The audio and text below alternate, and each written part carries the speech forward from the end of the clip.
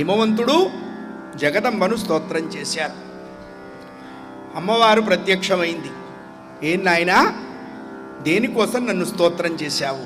ఏం లేదమ్మా, ఈ సమస్త జగత్తుని నీవు బంతులాట ఆడుతూ ఉంటావు.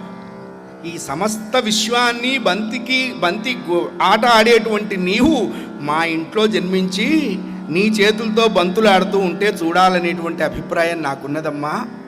లోకాలకు కన్న తల్లివి నీవు, లోకాలని కన్న తల్లివి నీవు.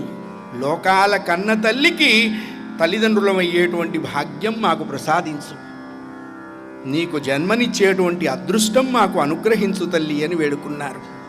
అది కూడా భగవంతుడే ఇవ్వాలి, మనం అనుకుంటే వచ్చేవి కాదు, మనం అనుకోకుండా వచ్చేదేమిటి అన్నారు. భగవంతుడి యందు మనకి ఆరూఢమైనటువంటి భక్తి, చెరిగిపోనటువంటి భక్తి కలగాలి. అది కలిగినప్పుడు ఆయన అన్నీ ఇస్తాడు.